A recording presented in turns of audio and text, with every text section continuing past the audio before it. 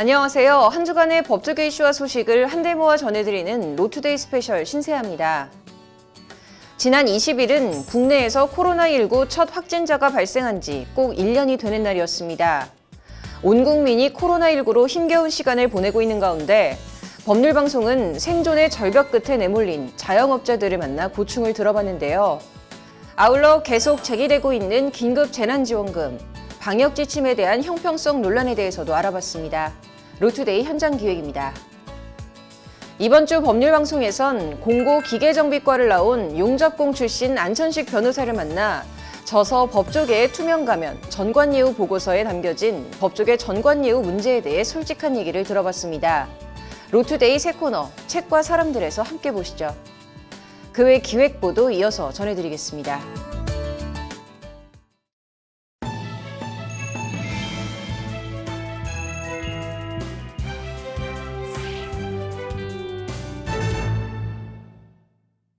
오늘 1월 20일은 작년 1월 20일 우리나라에서 코로나19 확진자가 나온 지 꼭 1년이 되는 날입니다. 코로나 1년, 많은 것이 바뀌었고 많은 사람들이 힘들어했습니다.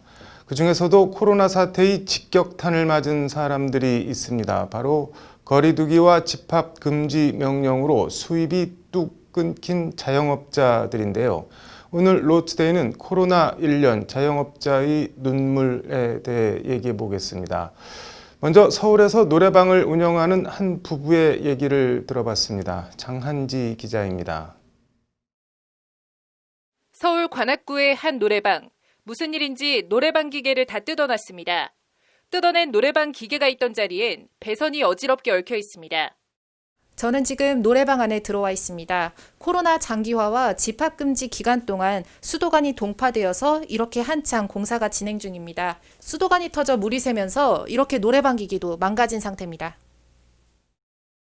사회적 거리두기에 따른 집합 제한으로 영업이 중단된 사이 노래방에 딸린 화장실 배관이 얼어 동파되면서 노래방 기계도 덩달아 망가진 겁니다. 배관은 지금 동파가 돼서 지금 4-5군데가 다 터졌어요. 영업을 계속 지속적으로 하게 되면 물을 사용하고 관리가 되고 또 여기 난방도 틀고 하기 때문에 이제 그런 건 좀 터지는 건 없는데 이 가게 내가 10년을 영업했는데 한 번도 그 터진 적이 없었어요. 다 그렇게 동파된 거예요. 다 터진 거예요. 터진 건 화장실 배관만이 아닙니다. 코로나 1년, 유 씨의 속도 썩을 대로 썩어 문드러져 다 터지기 일보 직전입니다. 꼭 집합금지 명령이 아니어도 노래방이 무슨 코로나 전파의 숙주처럼 지목되면서 지난 1년을 사실상 개점 휴업 상태로 보냈습니다. 코로나 그 단계 급합 전지기 때문에 모이지도 못하잖아요. 동네 분들도 그 부부간에 가족도 잘 안 모이는데 저 그런 상황인데 대면을 못하니까 애로사항은 저희 집뿐이 아니에요. 다 그래 전체적인 거고 전반적인 거고. 지난 18일 그제부터 집합 제한 명령이 풀려 영업을 할 순 있게 됐지만 사정이 크게 나아질 길에는 사실상 접었습니다. 저녁 9시까지로 영업시간을 제한했는데 그 시간이면 밥 먹고 들어갈 시간이지 누가 노래방을 오겠냐는 겁니다. 9시까지잖아요. 그럼 열면 뭐합니까? 7, 8시 열어서 뭐 1시간, 그럼 그 사람 노래 오는 사람이 30분 부르고 가겠어요? 한두 시간 놀죠. 노는 사람 어떻게 쫓아냅니까? 시간 됐다고 가세요. 할 수도 없는 거고. 코로나 방역 지침도 따를 수 있지만 노래방 하는 게 죄도 아니고 어쨌든 먹고 살게는 해줘야 하는 것 아니냐는 게 유 씨의 하소연입니다. 유흥업소라는 게 전반적으로 이렇게 한 색깔로만 보지 말고 일본 소상공인들 조그만하게 방 2-3개씩 가지고 하는데 그 뭐에 얼마나 모이겠습니까? 보지도 안 하고 그냥 무전 앞만 보고 이렇게 달려가시는 것 같아요. 진짜. 언발에 오줌 누기도 안 되는 재난지원금 등 목소리를 높여 정부 조치를 성토하기도 하고 아니 말로 전 국민이 돈 쉽다는 사람이 어디 있어요? 다 주면 좋죠. 다 주면 좋아요. 임대 유치비 건축주는 돈을 꼭 다 받아야 합니다. 속된 말로. 예. 굶주린 사람을 줘야 그분이 좀이라도 연명하고 살 거 아니에요. 힘없는 목소리로 어려운 처지를 호소하다 유 씨는 자기보다는 아내가 더 할 말이 많을 거라며 취재진과 아내를 통화 연결시켜줍니다. 유 씨의 아내 김은실 씨는 수입이 끊겨 노래방 임대료를 몇 달째 내지 못하고 있다며 겨우겨우 말 그대로 입에 풀칠만 하는 상황이라고 말합니다. 우리가 거기가 네. 임대료가 396만 원이에요. 이렇게 문을 닫으란 거는 우리가 뭐 나라에 협조하는 건 당연히 해야죠. 나라가 있어야 우리도 있는 건데 먹고 사는 거는 그동안에 어떻게 썼든지 뭐 버는 걸로 까먹고 뭐 산다 해도 임대료가 요새는 너무 비싸니까. 여기에 전기세, 관리비에 노래방 저작권료 같은 부대 비용 등 돈 들어갈 일은 천지이고 수입은 절벽이다 보니 쌓이는 건 한숨과 빚밖에 없다는 것이 김 씨의 하소연입니다. 생돈 빚이잖아요. 그런데 전기세는 전기세대로 나오죠. 관리비 같은 거 뭐 그런 거 특히 저작료요. 네네. 그거는 저작협회에서 노래를 안 부르는데 왜 저작료를 내야 되는지 노래방들이 수십 번 안 그래도 지금 이중고로 겪고 있는데 그 충당금은 제가 지금 이번에 융자 내갖고 지금 거기 충당하고 있죠. 특히 우리 같은 가게는 단골들 상대로 문이라도 걸어놓고 몰래 영업을 해야 하나 하는 생각이 시시때때로 굴뚝처럼 들기도 하지만 차마 또 그러진 못하고 있습니다. 매출은 아예 뭐 없잖아요. 제로고. 네. 뭐 남들은 뭐 문 닫고 몰래 닫고 잠가놓고 하는 사람도 있어서 밤이면 밤마다 근데 우리는 아예 겁이 나서 그런 짓거리도 못할 뿐더러 고스란히 그게 다 빚이죠 뭐. 그렇다고 가게를 접고 폐업할 수도 없습니다. 임대 계약 기간이 남아 가게를 접어도 임대료는 임대료대로 계속 나가야 되고 무엇보다 노래방 시설비로 융자를 받아 1억 7천만 원을 투자했는데 여기서 그냥 손을 털고 나가면 한 푼도 건질 수 없기 때문입니다. 지금 거기 자체에서 그 사업자 자금으로 해갖고 1억 7천인가 융자가 있단 말이에요. 공사하고 하느라고. 그를 권리금도 하나도 못 받게 주인은 못 팔아먹게 하지. 울며 겨자 먹기식으로. 그렇다고 보증금만 빼나오긴 너무 억울하고. 지금 같은 코로나 시국에 노래방을 하겠다는 사람을 찾아 넘겨줄 수도 없고 가게를 접을 수도 없고 어디로 가야 할지 어떻게 해야 할지 그야말로 한 치 앞도 보이지 않는 캄캄한 낭떠러지 앞에 놓여 있는 것만 같은 상황. 유 씨 부부는 동파에 얼어터진 화장실과 뜯어낸 노래방 기계가 꼭 자신들을 보는 것 같아 그저 안타깝고 쓸쓸할 뿐입니다. 지금도 마무리는 안 됐어요. 예, 진행하고 있는데 참 네. 어렵습니다. 네. 지난해 폐업한 노래방은 모두 2,137곳. 금융위기 직전이었던 2007년 2,460곳 이후 13년 만에 최고치로 대한민국 어디에선가는 하루 6곳 가까운 노래방이 눈물의 폐업을 했습니다. 법률방송 장한지입니다. 네, 코로나 1년 자영업자의 눈물. 앞서 생존의 절벽 끝에 내몰린 노래방을 운영하는 부부의 사연을 전해드렸는데요. 이게 비단 이 노래방 부부만의 얘기는 아닐 겁니다. 그런데 자영업자들을 더 힘 빠지고 맥 풀리게 만드는 게 있습니다. 언제 끝날지 기약할 수 없는 코로나 위기 속 형평성 논란입니다. 어떤 논란과 문제인지 계속해서 장한지 기자가 전해드립니다. 굵은 눈발이 휘날리는 날 서울 마포구의 한 맥주 전문점. 대낮이지만 조명을 켜지 않는 호프집이 횡한 게 왠지 을씨년스럽기까지 합니다. 아무래도 매출이 이제 급감하니까 영업 제한을 하기 전에는 그래도 현재 평균 매출이 한 50% 정도 이렇게 한 줄어들었는데 영업 제한을 9시까지 하다 보니까 매출이 완전히 10분지 1 그 이상으로 줄어가지고 문을 여나 안 여나 이제.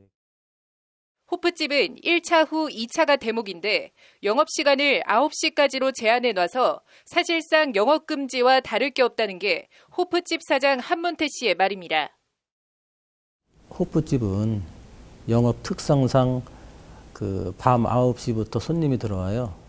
그런데 밤 9시까지 영업을 이제 제한이 돼 있으니까 사실은 영업 금지 업소나 다름이 없습니다. 그래서 그게 이제 심하다 보니까 버티기도 어렵고 여러 가지 상황이 지금 굉장히 안 좋습니다. 매출은 반토막 나고 임대료는 밀리고 엎친 데 덮친 격으로 사실상 영업금지나 마찬가지인 저녁 9시 이후 영업 제한까지. 우선 할 수 있었던 건 같이 일하던 종업원들을 내보내는 것이었습니다. 직원들도 정상적으로 했을 때는 5명, 아르바이트까지 5명을 이렇게 고용하고 있었는데요. 그다음에 이제 코로나 사태로 인해 가지고 3명을 하다가 또 영업 단축으로 9시까지 하게 되니까 이제 아르바이트 1명만. 코로나 위기가 단순히 자영업자만의 문제가 아닌 우리 사회 취약계층에 연쇄적 여파를 미치고 있는 겁니다. 그렇게 직원을 줄여도 임대료도 감당 안 되는 현실. 한 씨는 결국 16년 동안 부어온 종신보험을 깨야 했습니다. 자신이 갑작스럽게 사망할 경우 남겨질 가족을 생각해 부어온 보험입니다. 그게 16년 동안 부었는데요.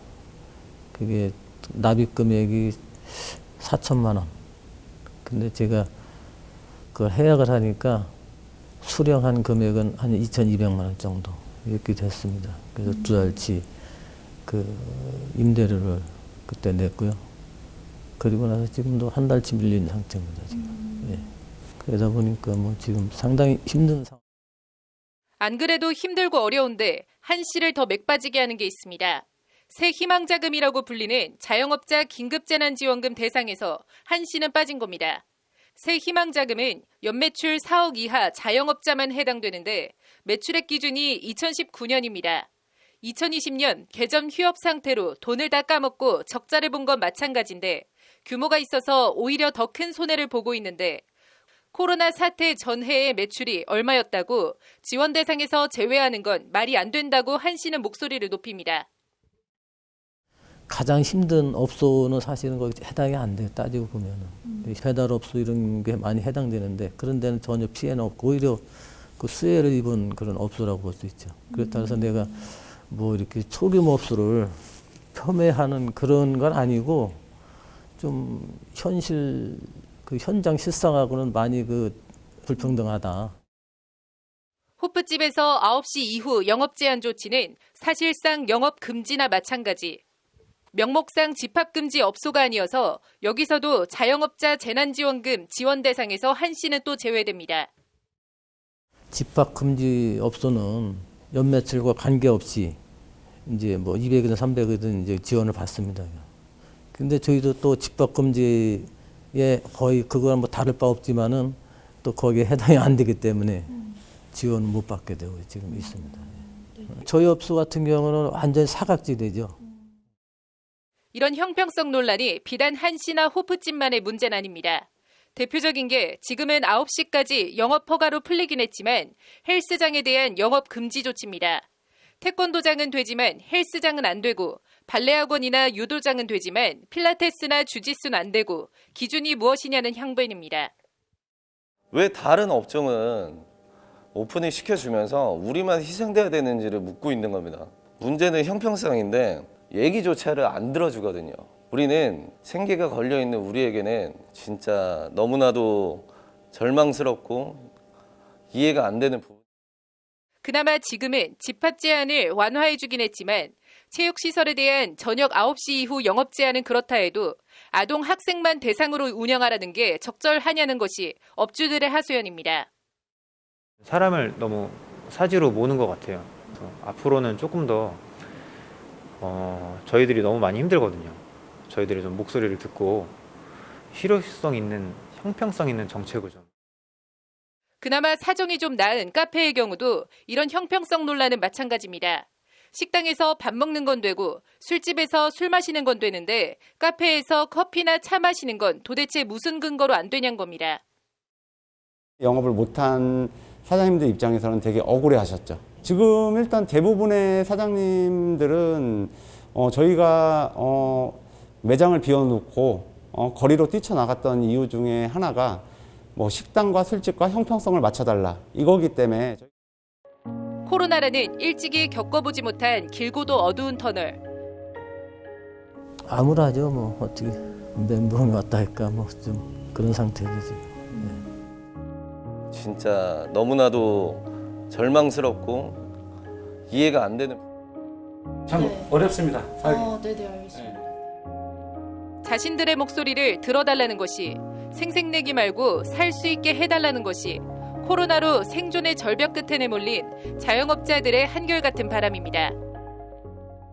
이런 결과는 정부의 어떤 그 탁상 행정의 그 결과로밖에 볼 수 없습니다. 현장의 실상과는 전혀 다른 게 돼 있습니다. 현실이. 그것만큼은 정부에서도 조금 더 현장의 그 목소리를 받아들여 가지고. 법률방송 장은지입니다. 코로나 1년 자영업자의 눈물, 앞선 두 리포트에서 말 그대로 하루하루 생존 절벽에 내몰리고 있는 자영업자들의 현실에 대해 전해드렸는데요. 견디다 못한 자영업자들이 국가를 상대로 법적 대응에 나서고 있습니다. 손해배상 소송 청구나 헌법 소원을 제기하고 나선 건데 법적인 이슈와 쟁점은 어떻게 되는지, 다른 나라는 어떻게 하고 있는지 이어서 장한지 기자의 리포트 계속 보시겠습니다. 카페는 크게 세 유형으로 나눌 수 있습니다. 매장 내에서 커피나 음료를 소비하는 홀 영업 카페, 커피를 들고 가는 테이크아웃 전문점, 그리고 음식점으로 분류되는 이른바 브런치 카페, 이렇게 세 종류입니다. 이 가운데 코로나 영업 제한 조치 직격탄을 맞은 건 홀 영업 카페입니다. 홀 영업 중심의 카페는 오픈서부터 마감까지 영업을 아예 못했었고요. 그리고 테이크아웃 전문점 같은 경우에는 호황 아닌 호황을 그리고 브런치 카페는 식당과 동일하게 9시까지 영업을 때문에 전통적인 홀 영업 카페를 중심으로 임대료 등 누적되는 적자를 견디지 못하고 폐업하는 카페들도 속출하고 있습니다. 서울 강남역 부근에 있는 홀 영업 방식의 한 카페입니다. 유동인구가 많은 상권에 자리 잡고 있고 내부가 널찍해서 손님들의 발걸음이 끊이지 않았던 곳입니다. 정부의 영업 제한 조치로 모든 테이블과 의자, 소파들을 정리한 채 영업을 이어가다 끝내 버티지 못하고 가게를 접었습니다. 근근히 영업을 이어가고 있는 카페도 언제 가게를 접게 될지 몰라 일이 손에 안 잡히고 불안하기는 마찬가지입니다. 지금 임대료적인 부분에 있어서는 저희가 뭐 대출을 받던가 아니면 빌려서라도 이렇게 지금 메꾸고 있는 상황인데, 그래서 솔직하게 저희한테 필요한 거는 재난지원금이 아니라 재난보상금이 필요한 거죠. 이에 전국의 카페 사장들이 모인 전국 카페 사장 연합회가 정부를 상대로 집단 손해배상 소송을 제기하는 실력 행사에 나섰습니다. 그 소송 제기한 목적은 뭐 금전적 배상을 받고자 하는 취지도 있지만 이런 점에 관해서 문제점이 있으니까 차별 기준들을 좀 자의적이지 않게 해달라, 합리적인 이유가 있는 기준들을 마련해달라, 그런 그 촉구 차원하고요. 그다음에 밥집, 술집은 되는데 카페는 왜 안 되는지 그 기준도 자의적이고, 무엇보다 재산권을 제한하려면 헌법 제23조에 따라 적절한 보상을 해달라는 것이 이들의 주장입니다. 합리적인 이유가 없는 자의적인 차별이었고, 영업권을 제한하는 데 있어서 그 침해가 너무 과도하다. 영업권의 과도한 침해, 그다음에 그 희생에 대한 정당한 보상의 결여, 이렇게 세 가지 측면에서 위법성이 있다고 보고, 손해배상 청구 소송과 별도로 정부의 영업 제한 조치에 대한 헌법 소원도 헌법재판소에 제기됐습니다. 헌법소원 청구 당사자로는 호프집과 PC방 등을 운영하는 자영업자들이 참여했고, 참여연대 민생희망본부와 민변민생경제위원회 등에서 법률 대리를 자임했습니다. 코로나 확산을 막기 위한 영업 제한이나 금지에 따른 손실 보상에 대한 아무런 근거 조항이 없어 재산권 등 기본권을 침해당하고 있다는 것이 청구인들의 주장입니다. 그 기간 동안, 영업 제한하는 기간 동안 줄어든 매출액 또는 그 매출액의 일정 비율을 손실보상으로 지급할 필요가 있다는 것이죠. 거기랑 비교해보면 평등 원칙을 위반했다, 평등권을 침해했다. 실례로 감염병 예방법은 어로의 사용을 제한하거나 금지하는 경우 손실보상 규정을 두고 있고, 가축 전염병 예방법에도 각종 제한 명령에 따른 보상 규정이 마련되어 있습니다. 코로나가 전대미문의 사태이긴 하지만 이렇게 1년이 넘어가도록 언제 끝날지도 모르는 상황에서 일상적으로 재산권을 제한하면서 손실보상 규정을 마련하지 않는 건 정부나 국회가 해야 할 일을 하지 않는 이른바 행정부작위 또는 입법부작위에 따른 입법 미비라는 겁니다. 헌법재판소에서 이게 위헌 판단한다면은 이제 뭐 헌법 불합치 결정이 나오겠죠. 제한하면서 보상 규정을 안 둔 거니까 언제 시한까지 입법을 하라라는 취지의 헌법 불합치 결정을 하지 않을까 싶습니다. 압도적 코로나 대국이라는 오명을 받고 있는 미국에서도 정부의 이런저런 지원에도 불구하고 자영업자들의 소송이 줄을 잇고 있습니다. 지원이 충분치 않다라고 판단을 하여서 이에 대해서 수용조치 철회, 다시 말해서 강제 폐쇄 정책 철회나 이에 대한 철회 기조를 유지할 경우에는 적절한 보상을 해달라는 손해배상 청구 소송을 각 주별로 다양하게 지금 일어나. 일본의 경우는 일단 우리처럼 정부가 자영업자들의 영업 제한을 일률적으로 강제하지 않고 말 그대로 요청을 하고 있을 뿐입니다. 그나마 요청은 음식점에나 해당하고 다른 곳에 대해선 그보다 수위가 더 낮은 협력을 구한다는 게 이타규 일본 변호사의 말입니다.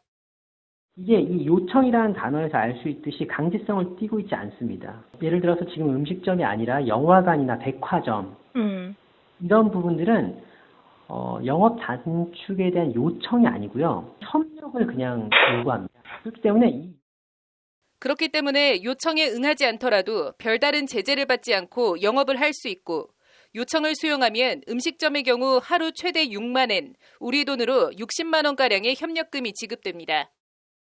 다만 요청에 응한 음식점에 대해서는 동경도의 경우입니다. 동경도의 경우에는 하루에 일본 통화로 6만 엔의 협력금을 영업 제한에 따른 재산권 침해에 대한 적절한 보상은 시혜가 아닌 당연히 받아야 할 정당한 권리라는 겁니다.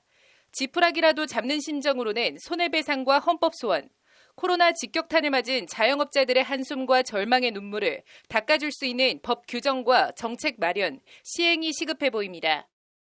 그 전염병 예방법에는 제한 조치만 있고 이제 그게 피해 보상에 대한 아무런 근거 조항이 없으니까 이거에 대해서는 뭔가 좀 그 입법에 대해서 좀 이거 좀 잘못됐다.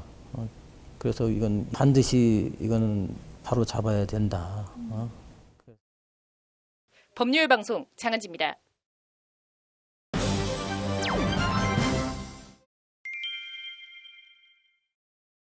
오는 25일 다음 주 월요일인데요. 이날 제51대 대한변협협회장을 뽑는 본투표가 치러집니다. 이번 제51대 변협회장 선거엔 역대 최다인 5명의 후보가 나와 뜨거운 경쟁을 벌이고 있는데요.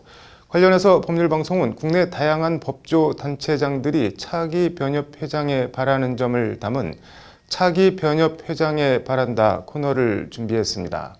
첫 순서로 기업 소속으로 활동하는 전국 4천여 명의 사내 변호사들을 대표하는 이완근 한국사내변호사회 회장의 얘기를 들어봤습니다. 왕성민 기자입니다.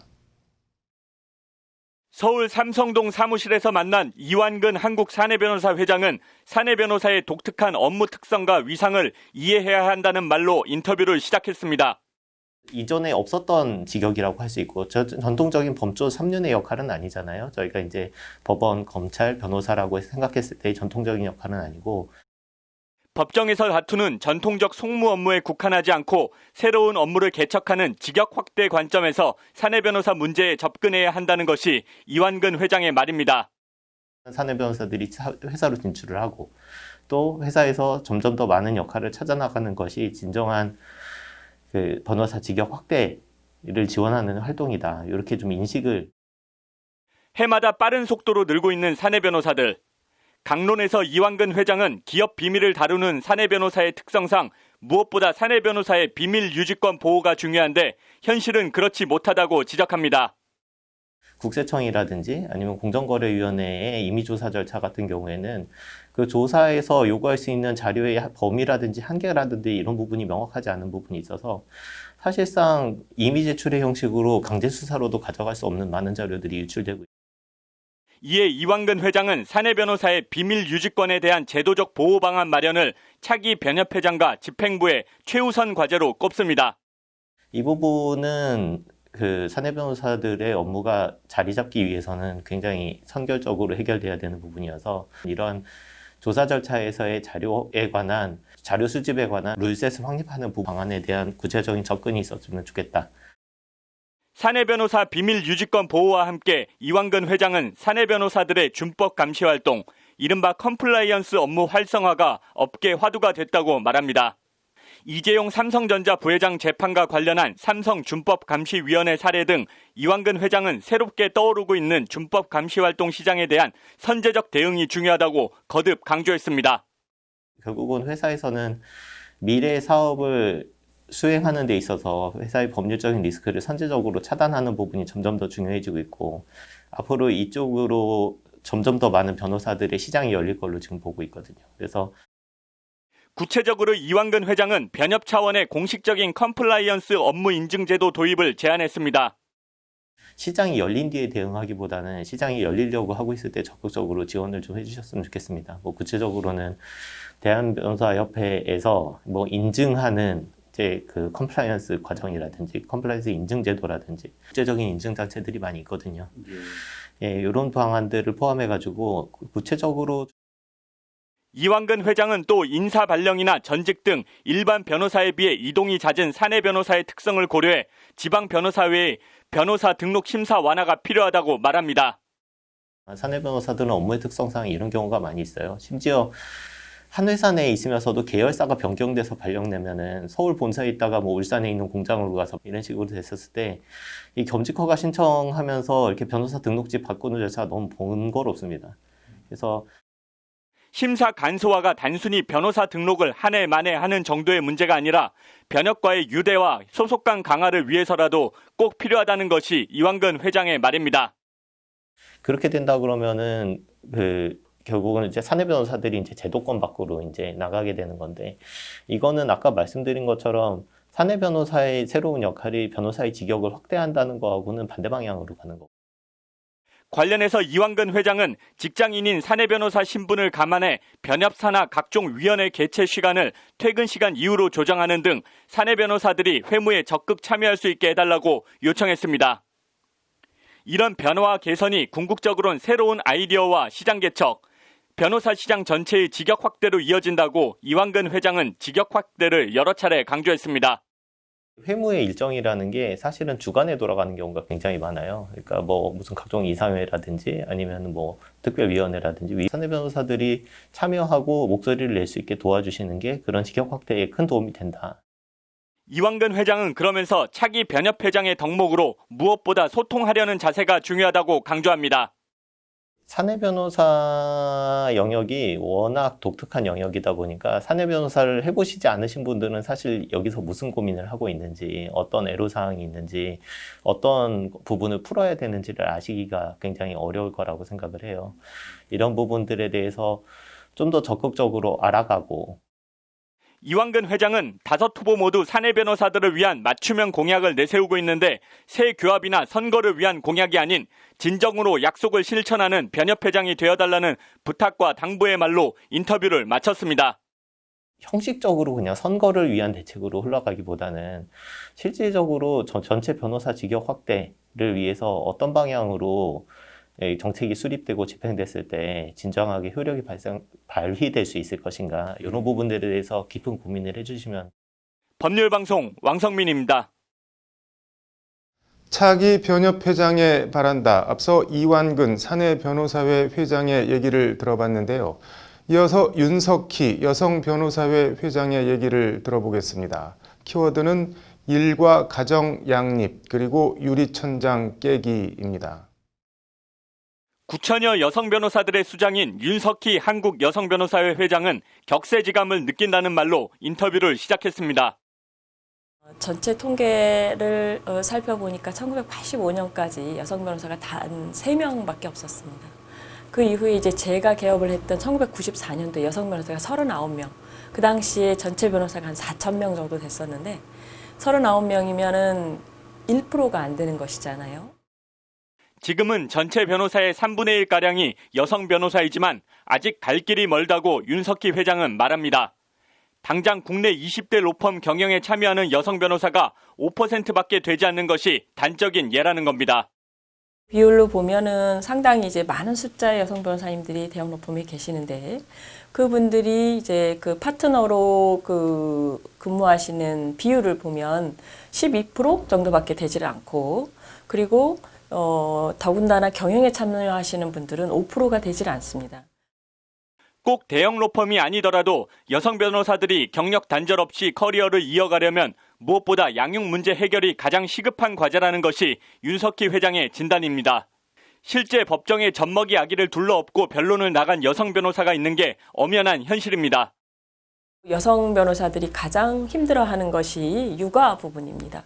이제 그런 부분에서 변협에서도 여성 변호사를 지원할 때 그런 아이에 대한 긴급 돌봄이라든가 바른미 어린이집이라든가 민간과 공유를 해서 대형 로펌 주변이라든가 또 서초동 인근이라든가 이렇게 해서 좀 더 확대하는 정책이 윤석희 회장은 그러면서 여성 변호사들이 유리천장을 깨는데 변협이 적극적인 역할을 해줄 것을 주문합니다.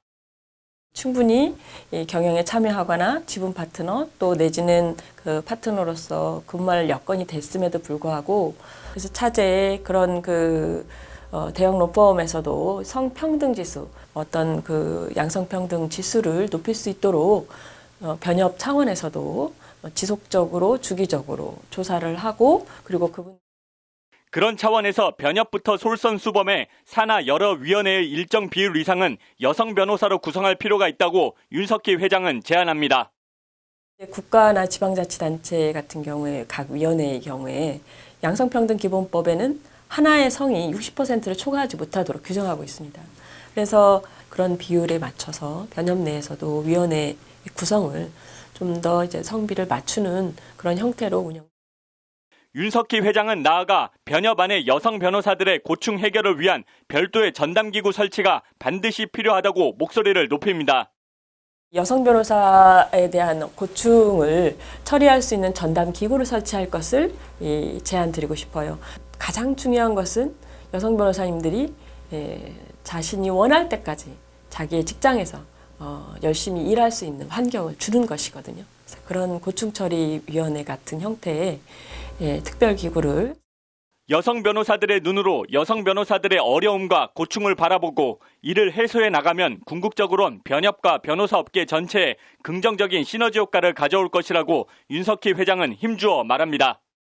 일가적 양립 문화의 확산이라든가 또 다양한 변호사들을 위한 제도 개선, 편익 그런 측면에서 여성이 가지고 있는 섬세함이라든가 좀 더 다양한 아이디어와 그런 역할들을 여성 위원들이 여러 위원회에서 발휘한다면 변협의 문화도 좀 더 유연하고 탄력적으로. 윤석희 회장은 그러면서 여성 변호사에 국한되는 건 아니지만 초유의 코로나 사태로 변호사 업계도 한파를 맞고 있는 만큼 차기 변협회장 집행부의 최우선 과제는 역시 일자리 확대와 직역 수호 아니겠냐고 말합니다. 대형 로펌도 어렵지만 서초동에 있는 많은 소형 사무실들은 사실 대면하기 어려운 상담 구조이기 때문에 더욱더 이제 개업 한파를 맞이하고 있는 실정이라서 그리고 그런 가장 중요한 협회장님의 역할은 역시나 직역에 대한 고민인 것 같습니다. 적극적인 대국회 활동이 필요하고 마지막으로 윤석희 회장은 단순한 변호사 권익 문제를 넘어 인권과 정의 수호라는 변호사 본래의 사명을 실천하는 강력한 변협을 만들어줄 것을 주문했습니다. 좌거우면하지 않고 변협으로서 인권과 정의를 실현하는 그러한 변호사의 사명을 가진 기관으로서는 좀 더 강하고 실천적인 목소리를 내는 필요가 있다, 협회장님으로서. 그래서 변협의 위상이 좀 더 높아지고 국민들에게 다가가는 면적이 넓어지기를. 법률방송 왕성민입니다. 네, 앞서 전해드렸는데 오늘 전국 26곳의 투표장에서 차기 제51대 대한변협 회장을 뽑는 사전투표가 진행됐습니다. 차기 변협 회장에 바란다 한국사내변호사회 회장과 여성변호사회 회장에 이어 오늘은 로스쿨 출신 청년 변호사들로 구성된 한국법조인협회 강정규 회장의 얘기를 들어보겠습니다. 왕성민 기자입니다. 지난 10년간 1회부터 10회까지 10번의 변호사 시험을 거치는 동안 10년차 이하 청년 변호사들의 숫자는 전체 변호사의 절반가량을 차지할 정도로 규모가 커졌습니다. 동시에 이전 선배 변호사들은 겪어보지 못한 어려움도 함께 맞닥뜨리고 있습니다. 현재 이제 청년 변호사들은 아무래도 이제 갑작스럽게 변호사 숫자가 늘어나고 취업에 측면에 있어서도 그리고 또 이제 개업 이후에 이제 영업의 측면에 있어서도 많은 이제 이전 세대와 다른 여러 어려움을 겪고 있는.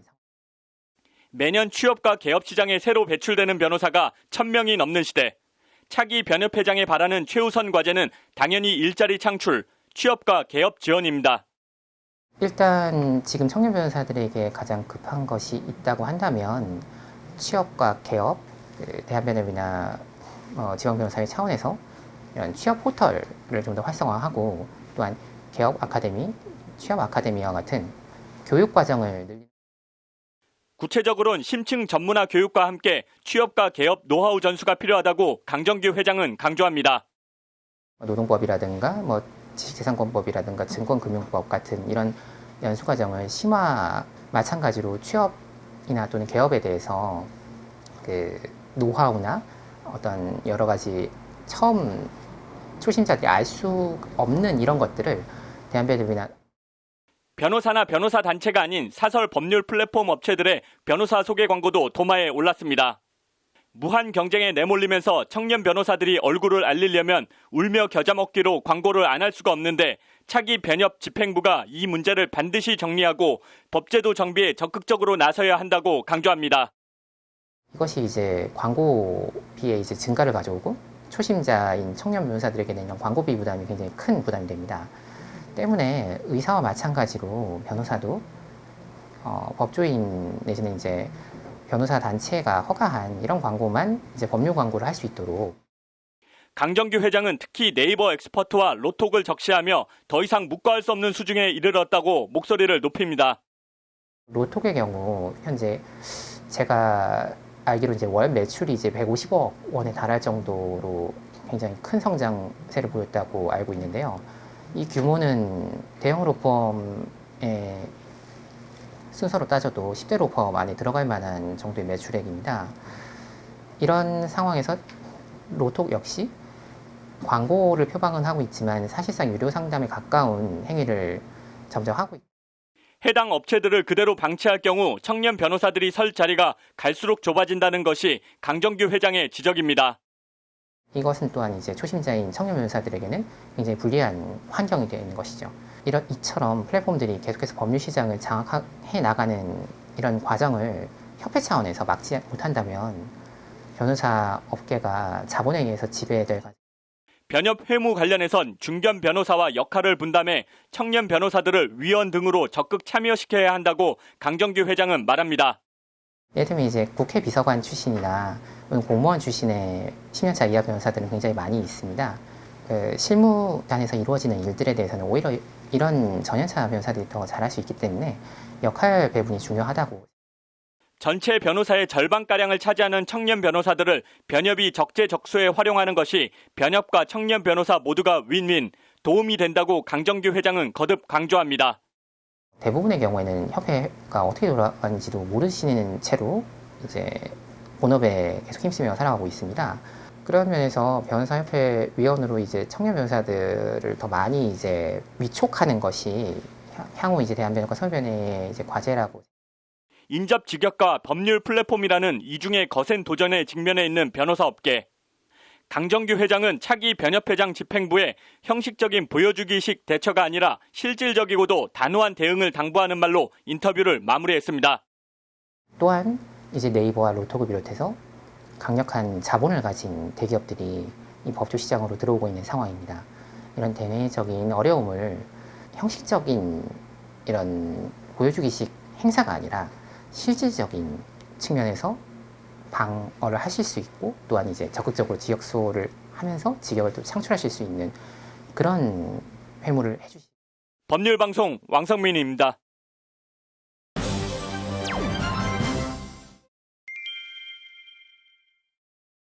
오늘 오후 열린 이재용 부회장에 대한 파기환송심에서 징역 2년 6개월 실형이 선고됐습니다. 이 소식은 잠시 뒤 뉴스 사자성어에서 알아보고 오늘 로투데이 첫 소식은 책과 사람들 코너로 시작하겠습니다.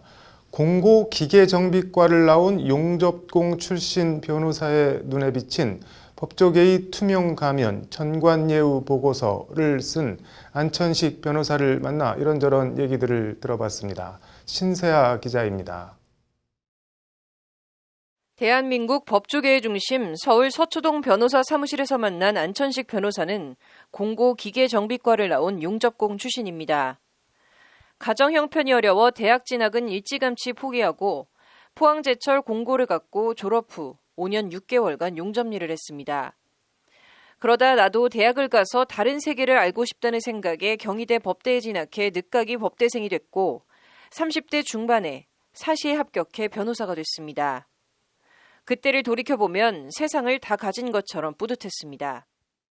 변호사 개업하고 어느 때보다도 이제 굉장히 희망이 있고 정의감이라기보다도 그냥 상식으로 이제 법률을 공부한 사람으로서 사회에 봉사도 봉사거리만 이제 자기 할 일을 다 함으로써 사회에 기여도 할 거다. 법률을 최소한의 상식이라 생각하고 믿었던 안천식 변호사는 그러나 개업한 지 얼마 지나지 않아 한 사건을 맡으면서 그 믿음이 뿌리에서부터 금이 가기 시작합니다. 2005년도에 이제 대기업 건설이라는 이제 회사가 김포에 사는 기어로 씨한테 소송을 겁니다. 이유는 당시 김포 기어로 씨 소유의 전답 약 1,000여 평, 당시 시가로 한 70억 정도 된다고 합니다. 그걸 이제 9억 4천만 원에 넘겨달라고 이렇게 소송을. 자신은 해당 건설사에 그 같은 금액에 그 같은 계약을 한 적이 없다는 의뢰인의 말을 신뢰해 안천식 변호사는 사건을 맡습니다. 그게 15년이나 가는 긴 소송이 될 줄은 안천식 변호사는 그때는 짐작조차 하지 못했습니다.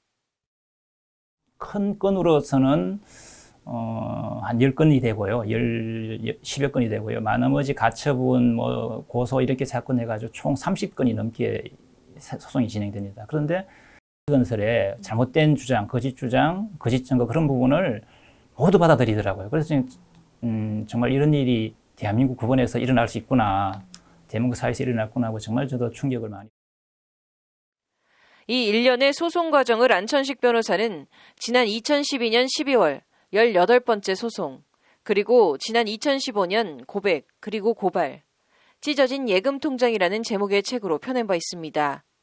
그리고 모든 소송이 패소로 끝난 지난해 2월, 안천식 변호사는 지난 15년의 경과를 법조계의 투명가면 전관예우 보고서라는 책으로 정리합니다. 그리고 네 번째 저서 전관예우 보고서 서문에 안천식 변호사는 법관을 너무 믿지 마세요. 사법 독립, 법관의 재판 독립도 너무 믿지 마세요라고 적어 넣었습니다. 저는 당연히 이제 첫 번째 재심 소송에서 건설측의 핵심 증인 위증죄를 받아냈고요. 두 번째도 건설측 핵심 증인의 위증죄를 또 받아냈어요. 그러면은 건설이 주장하는 근거는 아무것도 없게 되는데, 그럼 당연히 판결이 바뀌겠다 싶었는데 안 바뀌더라고요. 그래서 이거는 뭔가 정말 법원에서. 안 변호사 주장이 사실이라면 우리 법원이 왜 이렇게 유독 안 변호사 사건에 대해서 가혹했을까? 안 변호사는 법원이 자신들의 잘못을 인정하고 잘못을 되돌리는 데 인색했기 때문이라고 말합니다. 해결이 안 되고 점점 왜곡되고 이런 부분을 이제 한 15년간 쌓이다 보니까는 법원도 이제 상당 부분을 너무 많이 자기들이 잘못했다, 그런 부분을 이걸 밝히기가 지금 두렵다, 이런 생각을 하는 것까지 느껴지고요. 그리고 이 사람 한 사람만 조용하게 하면 되는데, 그러면 자기들은 아무 문제가 없는데 얘가 왜 이럴까, 결국 얘도 포기하겠지, 이런 식으로 이제. 바로 그런 보이지 않는 압박과 두려움을 이겨내는 것, 안 변호사가 1년의 책을 펴낸 이유이기도 합니다. 혹시 이러다가 정말 밥벌이도 못하는 거 아닌가, 변호사에서 왕따 당하는 거 아닌가, 이런 두려움이 굉장히 컸고요. 근데 이걸 안 하고 이런 부분을 밝히지 않고 그대로 침부했을 때 내가 편할 수 있을까? 내 스스로 그냥 앞으로 잘 살아갈 수 있을까? 이런 거 생각하면은 상식적으로 이해할 수 없는 재판 진행과 판결. 안 변호사는 전관예우 보고서에서 판사들의 권한에 대한 얘기를 합니다. 재판에 관한 권한이 판사한테 모두 집중돼 있어요. 재판 진행권, 그리고 사실 확정권, 법리 적용권. 재판에 대한 3대 권한인데 이 모든 게 판사가 다 좌지우지합니다. 판사가 모든 걸 독점하고 있습니다. 그리고 판사의 권한을 견제할 만한 별다른 장치가 없어요.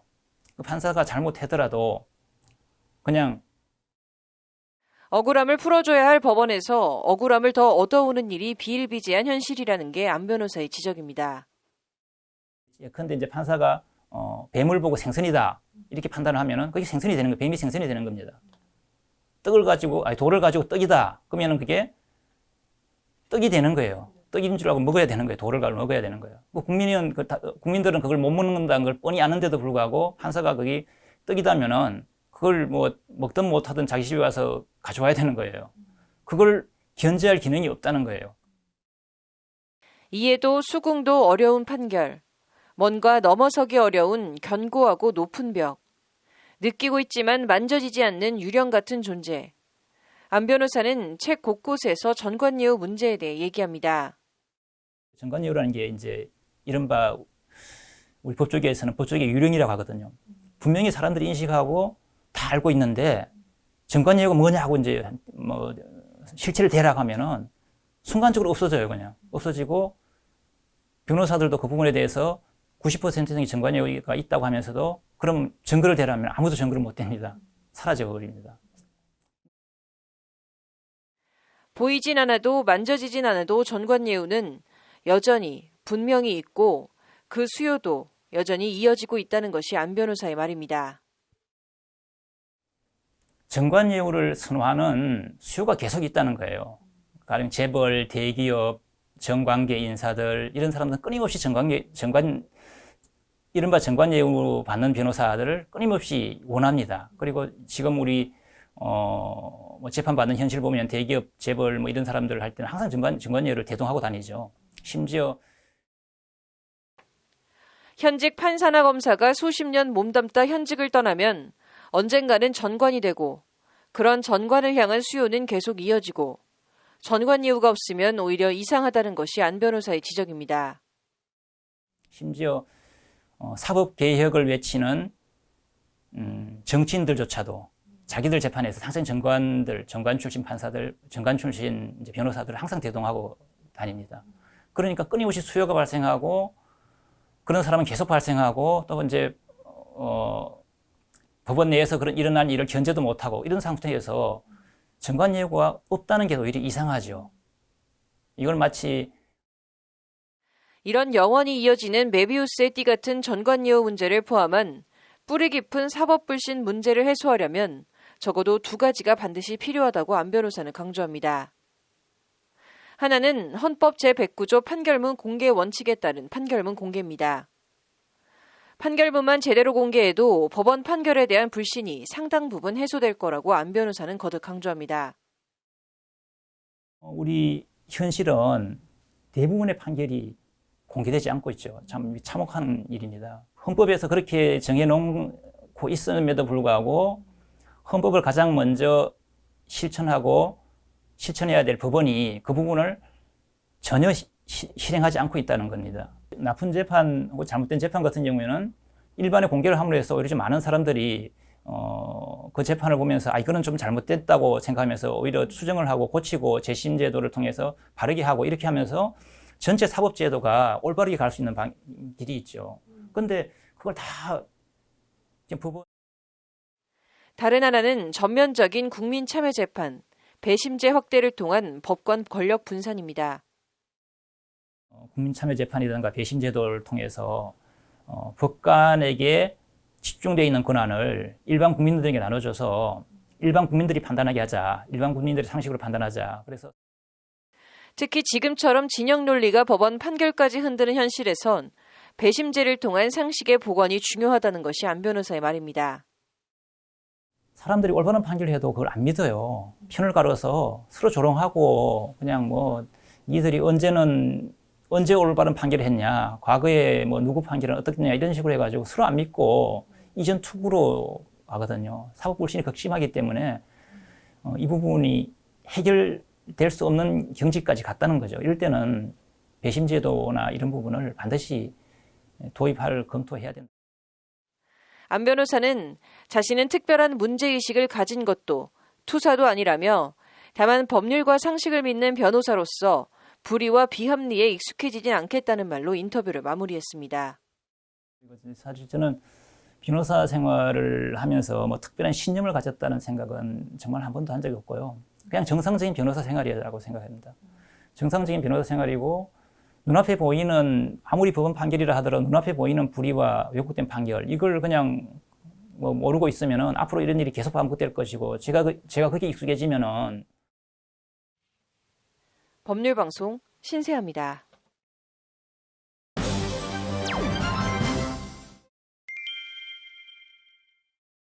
(1월 22일) 오늘은 제51대 대한변협협회장과 제96대 서울지방변호사회 회장을 뽑는 사전투표가 실시됐습니다.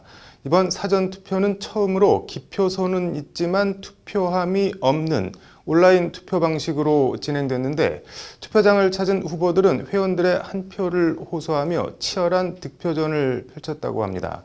현장을 장한지 기자가 취재했습니다. 우리 모두 화합합시다. 좋습니다.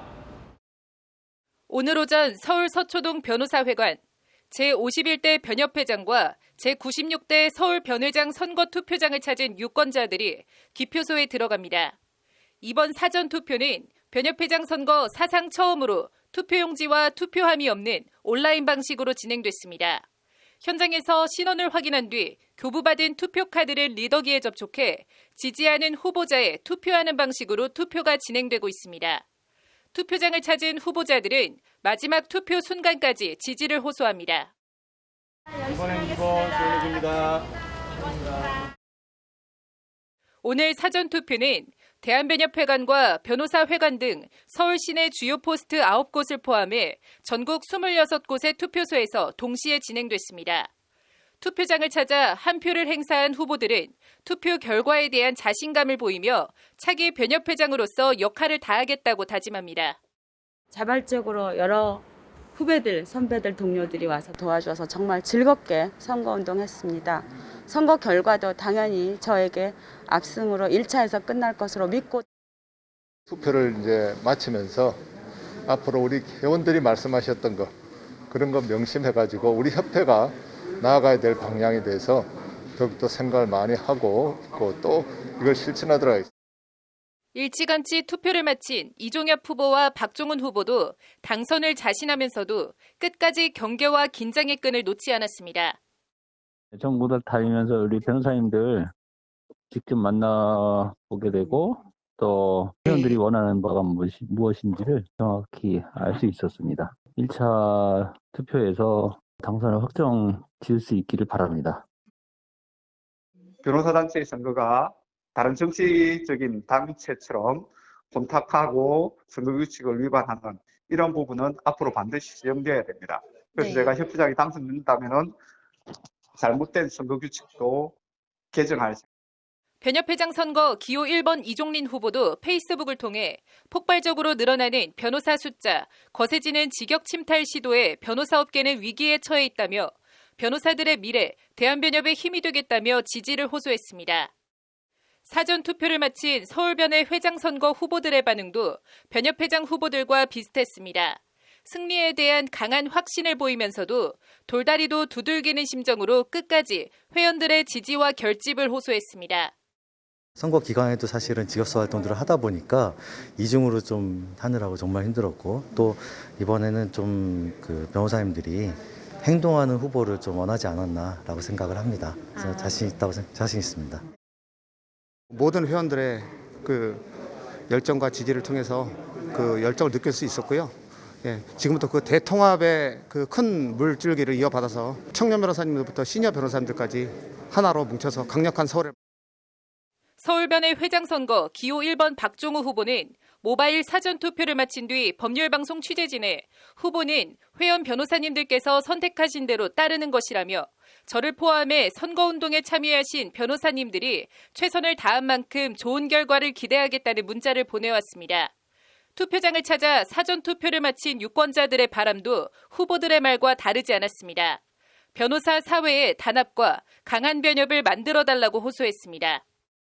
지금 사법시험 출신, 그다음에 로스쿨 출신 이렇게 또 서로 좀 이렇게 교체기에 있다 보니까 서로 잘 이렇게 화합을 이루는 그런 대표 변호사님이 되셨으면 좋겠고요. 그다음에 또 아무래도 이게 또 그 직역 간에 했던 그런 부분도 굉장히 좀 많이 좀 다툼이 많이 생기고 하는데 그걸 슬기롭게 해결할 수 있는. 직역 수호를 넘어 대한변협이 인권과 정의의 보루로 인권과 정의 수호의 최일선에서 앞장서야 한다는 주문도 빠지지 않고 나왔습니다. 법치 질서, 그다음 인권, 이거 정진을 위해서 변호사 단체 대표로서 역할을 해줄 수 있는 법원이나 검찰이 제 역할을 하지 못하는 부분이 많이 있으니까 이때 변협이 나서야 된다고. 옛날에 어려울 때 변협이 그 역할을 담당했었어요. 근데 지금은 제49대 변협회장을 지낸 김현전 협회장도 변호사 회관을 찾아 한 표를 행사하며 법치주의의 위기를 언급하고 3만여 변호사들의 수장으로서 변협회장의 역할을 강조합니다. 지금 법치주의가 위기에 처해 있는데요. 이번에 선출되는 제51대 대한변호사 협회장은 누구 있는지도 보지 말고 오로지 국민과 회원 편에 서서 법치주의를 지키는 데 온 힘을 기울였으면 좋겠습니다. 이런 법치주의 그리고 우리나라가 바른 길로 가는데 똑바른 목소리를. 김현전 협회장은 특히 어제 출범한 공수처를 언급하며 대한변협이 법조계 감시자의 역할을 제대로 해야 한다고 목소리를 냈습니다. 특히 이번에 공수처가 출범하는데 공수처에 대해서 많은 국민들이 우려를 하고 있습니다. 공수처가 정치적 중립을 지키고 본연의 역할을 할 수 있도록 대한변협이 감시해야 됩니다. 우리 법원 검찰을 견제하고 또 행정부가 잘못하는 일에도 쓴소리를 하고 대한변협 회장은 2년 동안 온몸을 던져서 법조 3륜, 3만여 변호사들을 이끌 제51대 변협회장 선거와 제96대 서울변의 회장을 뽑는 선거 본투표는 사흘 뒤인 25일 다음 주 월요일 진행됩니다. 법률방송 장하지입니다.